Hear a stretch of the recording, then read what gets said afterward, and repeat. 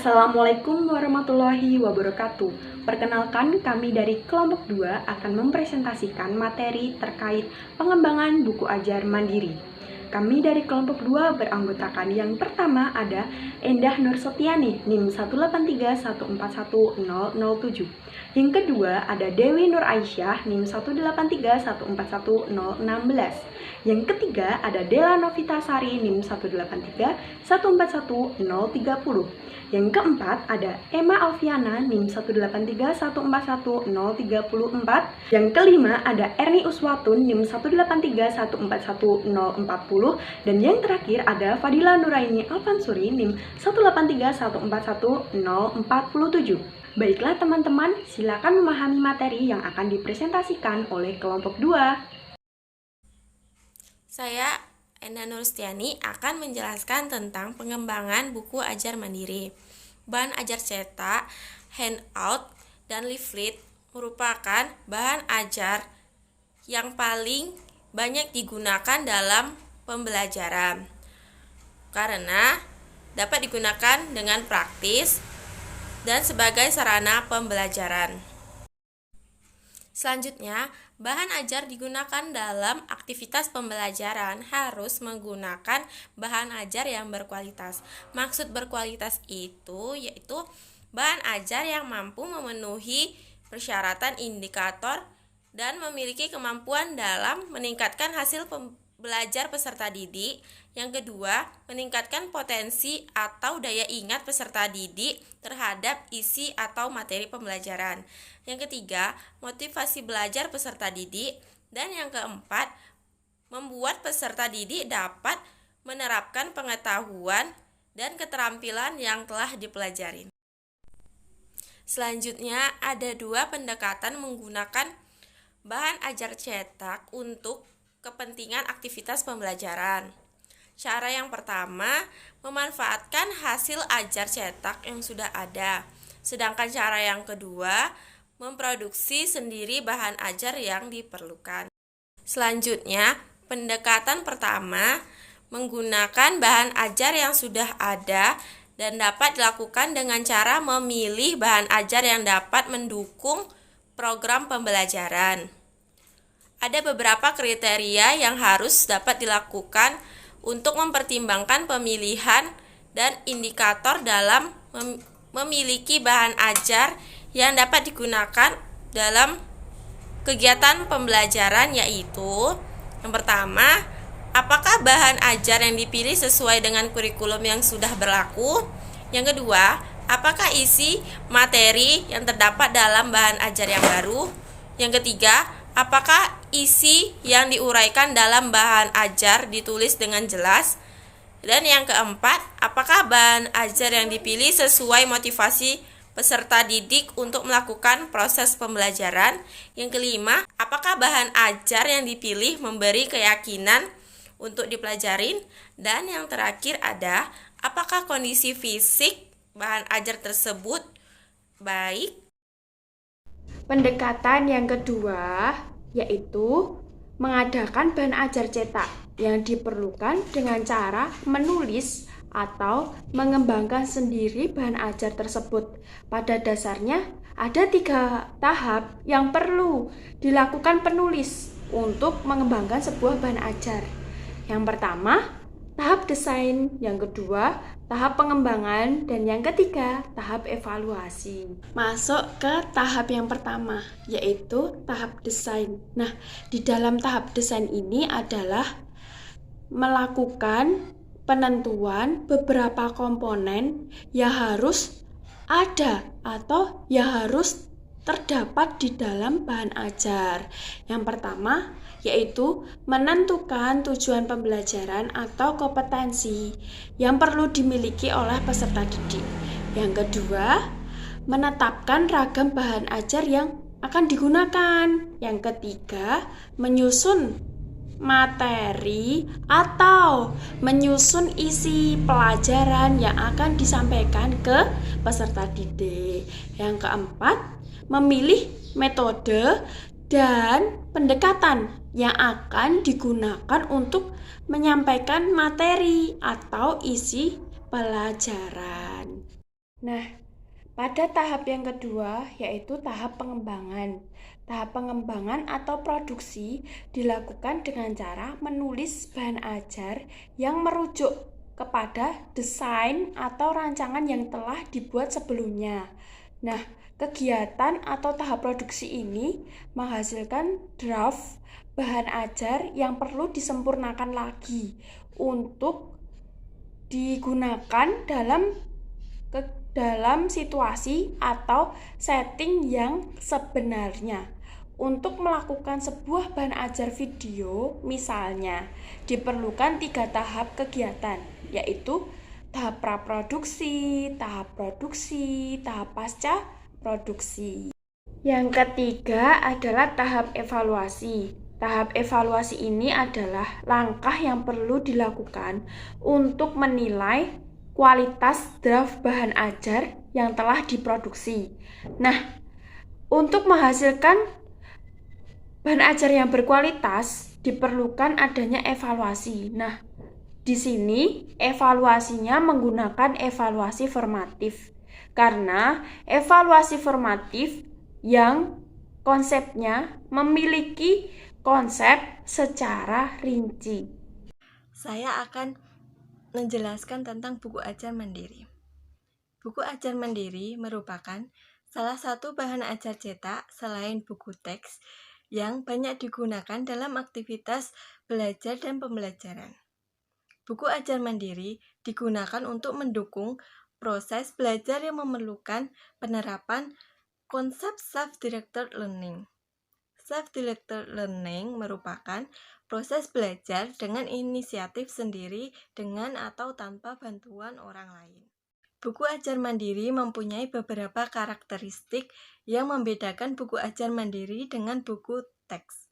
Yang pertama, self-contained, yaitu bahan ajar mandiri harus berisi materi pembelajaran yang lengkap sehingga peserta didik dapat mempelajari dan memperoleh informasi yang cukup untuk mencapai kompetensi yang perlu dikuasai.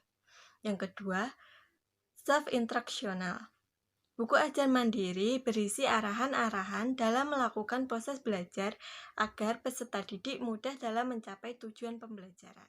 Yang ketiga, self-explanatory power. Konsep yang terdapat dalam buku ajar mandiri ditulis secara komprehensif dan sejelas mungkin dengan bahasa yang sederhana, isi buku yang runtut, dan tersusun secara sistematik. Menurut Rountree, ada 3 tahapan penting dalam menulis buku ajar mandiri, yaitu yang pertama, tahap perencanaan, yang kedua, persiapan menulis, yang ketiga, menulis dan menyunting buku ajar. Tahap perencanaan. Dalam tahap perencanaan, penulis diharuskan untuk melakukan beberapa hal yang akan mempermudah proses penulisan. Yang pertama, mengidentifikasi karakteristik peserta didik atau calon pengguna bahan ajar. Karakteristik tersebut dilihat dari usia peserta didik, gaya belajar peserta didik, dan sebagainya.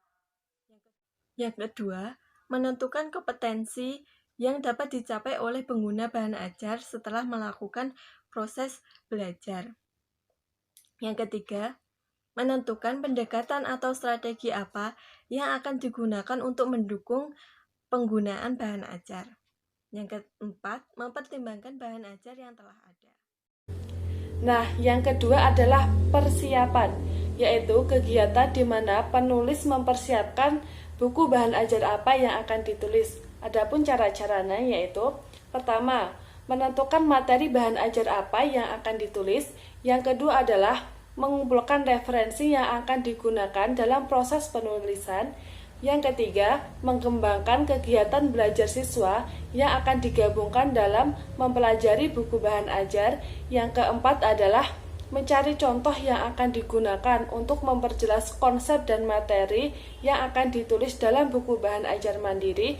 Dan yang terakhir adalah memperkirakan ilustrasi gambar apa yang akan digunakan dalam memperjelas konsep materi buku bahan ajar. Nah, yang ketiga adalah menulis dan menyunting bahan ajar, yaitu di mana kegiatan kelanjutan penulis melakukan penulisan dan menyunting buku bahan ajar mandiri. Nah, adapun cara-caranya, yang pertama adalah menulis draft awal untuk buku bahan ajar mandiri. Yang kedua adalah menulis unsur tes dan penilaian yang akan digunakan dalam buku bahan ajar mandiri. Dan yang terakhir adalah melakukan revisi atau uji coba terhadap buku bahan ajar mandiri. Selanjutnya, saya akan menjelaskan langkah-langkah penulis dalam menulis buku bahan ajar mandiri dan mengembangkan sebuah buku bahan ajar. Langkah yang pertama adalah mengidentifikasi profil dan karakteristik calon pengguna. Yang kedua adalah menetapkan tujuan pembelajaran. Yang ketiga adalah menetapkan topik dan sub-subtopik. Yang keempat adalah menyusun kerangka buku bahan ajar mandiri. Yang kelima adalah menulis draft buku bahan ajar mandiri dan melakukan finalisasi. Dan yang terakhir adalah menelaah dan merevisi buku bahan ajar mandiri.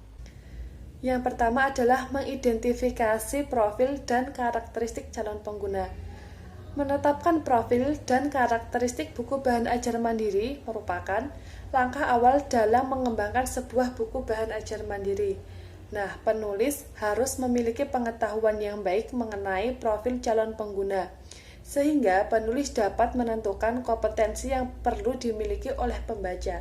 Penulis juga harus memperhatikan pendekatan yang akan digunakan agar pembaca paham mengenai materi yang ditulis dalam buku bahan ajar mandiri. Nah, langkah selanjutnya yaitu adalah menetapkan tujuan pembelajaran. Saya Erni Uswatun Hasanah, NIM 183141040. Saya akan melanjutkan slide berikutnya, yaitu mengenai P. Menetapkan tujuan pembelajaran atau kompetensi.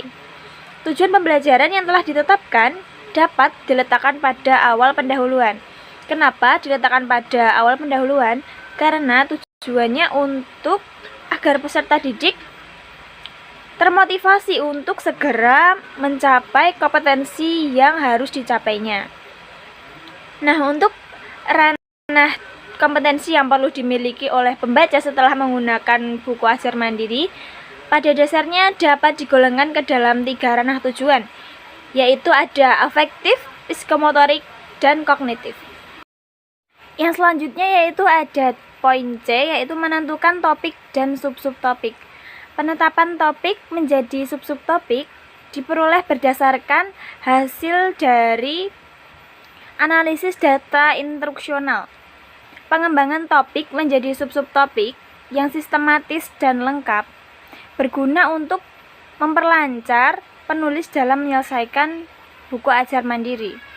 Kenapa? Karena semakin lengkap dan semakin sistematik pengembangan sub-subtopik, maka akan semakin mudah juga bagi penulis untuk menyelesaikan buku ajar mandiri. Yang selanjutnya yaitu ada poin D, menyusun kerangka atau outline buku ajar mandiri. Kerangka atau outline buku ajar mandiri biasanya digunakan penulis sebagai dasar untuk pengembangan buku ajar mandiri. Kerangka bahan ajar mandiri biasanya dikenal dengan istilah GBPP, yaitu garis besar program pembelajaran. Dalam GBPP biasanya berisi komponen-komponen yang meliputi, yaitu ada 5. Yang pertama yaitu ada tujuan pembelajaran atau kompetensi umum dan khusus. Yang kedua ada deskripsi singkat atau sinopsis seperti di novel. Yang ketiga ada isi materi yang akan disampaikan pada peserta didik. Yang keempat ada metode atau pendekatan yang akan digunakan untuk menyampaikan materi pada peserta didik. Dan yang kelima yaitu ada bahan rujukan atau referensi yang digunakan oleh penulis sebagai bahan referensi atau penuangan pendapat atau ide gagasan yang dimasukkan dalam buku ajar. Yang selanjutnya kita akan membahas tentang menulis draft buku ajar mandiri. Menulis draft buku ajar berdasarkan kerangka atau outline yang telah ditulis merupakan langkah selanjutnya yang perlu dilakukan oleh penulis atau pengembang bahan ajar. Penulisan buku ajar dilakukan dengan menggunakan struktur dan sistematika penulisan buku ajar yang telah ditentukan sebelumnya. Sama seperti penulisan buku teks, struktur penulisan buku ajar mandiri yaitu sebagai berikut. Ada pendahuluan, ada isi, dan ada penutup. Selanjutnya yaitu melakukan finalisasi. Setelah draft buku ajar mandiri selesai ditulis, maka langkah selanjutnya yaitu melakukan review terhadap draft buku ajar. Maka, kesalahan-kesalahan yang ada dapat segera diperbaiki dengan melakukan finalisasi. Finalisasi dapat dilakukan dengan menambahkan komponen-komponen yang belum ada dan menyempurnakan komponen-komponen yang perlu diperbaiki. Salah satu hal yang dapat dilakukan dalam tahap melakukan finalisasi yaitu dengan cara menambahkan gambar atau ilustrasi yang mendukung konsep-konsep yang ada di dalam buku ajar mandiri. Langkah selanjutnya yang perlu dilakukan oleh pengembang buku ajar mandiri yaitu dengan cara menelaah dan merevisi draft buku ajar mandiri. Hal ini dapat dilakukan dengan memperhatikan masukan-masukan pemikiran dari beberapa para ahli. Siapa ya pemikiran-pemikiran ahli yang dipakai dalam menelaah dan merevisi draft buku ajar mandiri? Pemikiran ahli yang dipakai dalam menelaah dan merevisi draft buku ajar mandiri yang pertama dari ahli desain pembelajaran. Dari ahli desain pembelajaran ini bertugas untuk memeriksa efektivitas, struktur, dan daya tarik buku ajar mandiri tersebut. Yang kedua ada ahli materi. Ahli materi bertugas untuk menentukan akurasi isi atau materi pelajaran dan menentukan tingkat kesulitan dari isi atau materi pelajaran yang ditulis agar dapat dipelajari oleh peserta didik. Yang ketiga, ada ahli media yang bertugas memberi masukan tentang ilustrasi, visual, dan hal-hal yang membuat peserta didik terlibat secara mental dalam mempelajari isi dari buku ajar mandiri. Yang terakhir ada penata letak dan ilustrator. Apa ya tugas dari penata letak dan ilustrator? Ya, tugasnya yaitu memilih dan membuat gambar-gambar atau visual yang akan digunakan dalam bahan ajar sehingga menarik untuk dipelajari. Yang selanjutnya yaitu ada tahap 4. Dalam buku pengembangan bahan ajar yang ditulis oleh Beni Agus Pribadi dan Dewi Apatma Putri, terdapat 4 tahap penulisan buku bahan ajar. 3 tahap sudah dijelaskan sesuai dengan penulisan buku bahan ajar menurut Rountree, yaitu tahap perencanaan, persiapan, penulisan, dan menyunting. Untuk tahap keempat, menurut buku tersebut yaitu melakukan finalisasi buku ajar mandiri. Demikian presentasi dari kelompok 2. Apabila ada kesalahan informasi, kami mohon maaf yang sebesar-besarnya. Terima kasih. Wassalamualaikum warahmatullahi wabarakatuh.